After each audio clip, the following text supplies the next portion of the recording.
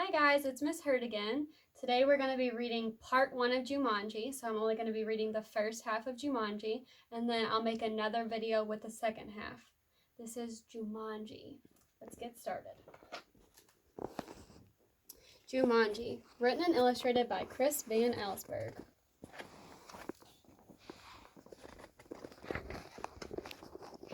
Now remember, Mother said, your father and I are bringing some guests by after the opera, so please keep the house neat. Quite so, added Father, tucking his scarf inside his coat. Mother peered into the hall mirror and carefully pinned her hat in place, then knelt and kissed both children goodbye. When the front door closed, Judy and Peter giggled with delight. They took all the toys out of their toy chest and made a terrible mess, but their laughter slowly turned to silence, till, finally, Peter slouched into a chair. You know what, he said, I'm really bored. Me too, sighed Judy. Why don't we go outside and play? Peter agreed, so they set off across the street to the park. It was cold for November. The children could see their breath like steam. They rolled in the leaves, and when Judy tried to stuff some leaves down Peter's sweater, he jumped up and ran behind a tree. When his sister caught up with him, he was kneeling at the foot of the tree, looking at a long, thin box. What's that? Judy asked. It's a game, said Peter, handing her the box. Jumanji, read from the box. A jungle adventure game. Look, said Peter, pointing to a note taped to the bottom of the box. In a childlike handwriting were the words, free game, fun for some, but not for all. P.S. Read instructions carefully. Want to take it home? Judy asked. Not really, said Peter. I'm sure somebody left it here because it's so boring. Oh, come on, protested Judy. Let's give it a try. Race you home. And off she ran with Peter at her heels. At home, the children spread the game out on a card table. It looked very much like the games they had already had.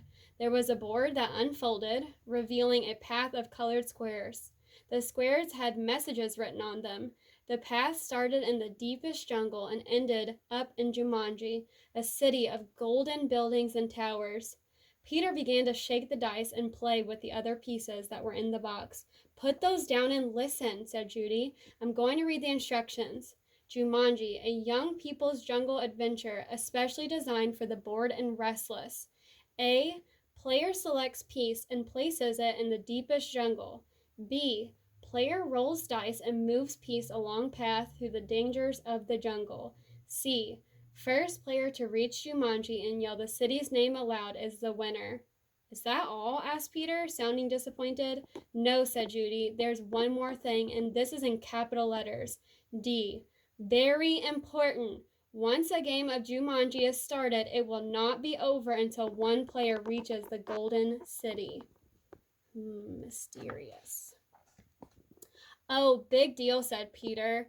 Who gave a bored yawn? Here, said Judy, handing her brother the dice. You go first. Peter casually dropped the dice from his hand. 7, said Judy. Peter moved his piece to the 7th square. Lion attacks. Move back 2 spaces, read Judy. Gosh, how exciting, Peter said, in a very unexcited voice. As he reached for his piece, he looked up at his sister. She had a look of absolute horror on her face. Peter, she whispered, turn around very, very slowly. The boy turned in his chair. He couldn't believe his eyes. Lying on the piano was a lion, staring at Peter and licking his lips. The lion roared so loud it knocked Peter right off his chair. The big cat jumped to the floor. Peter was up on his feet, running through the house with the lion's whiskers linked right behind him. He ran upstairs and dove under a bed. The lion tried to squeeze under but got his head stuck. Peter scrambled out, ran from the bedroom, and slammed the door behind him. He stood in the hall with Judy, gasping for breath. I don't think, said Peter, in between gasps there, that I want to play this game anymore. But we have to, said Judy, as she helped Peter back downstairs. I'm sure that's what the instructions mean. That lion won't go away until one of us wins the game.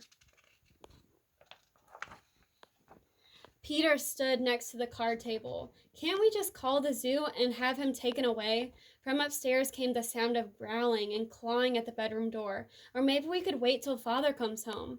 No one would come from the zoo because they wouldn't believe us, said Judy. And you know how upset Mother would be if there was a lion in the bedroom? We've started this game and now we have to finish it. Peter looked at the game board. What if Judy rolled a 7? Then there'd be 2 lions. For an instant, Peter thought he was going to cry. Then he sat firmly in his chair and said, "Let's play." Judy picked up the dice, rolled an 8, and moved her piece.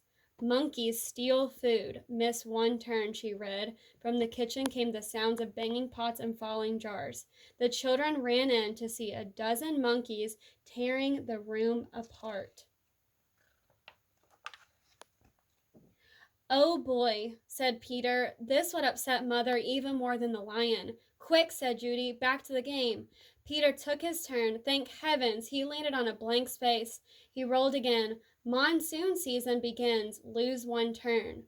Little raindrops began to fall in the living room. Then a roll of thunder shook the walls and scared the monkeys out of the kitchen. The rain began to fall in buckets as Judy took the dice.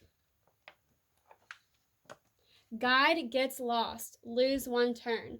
The rain suddenly stopped. The children turned to see a man hunched over a map.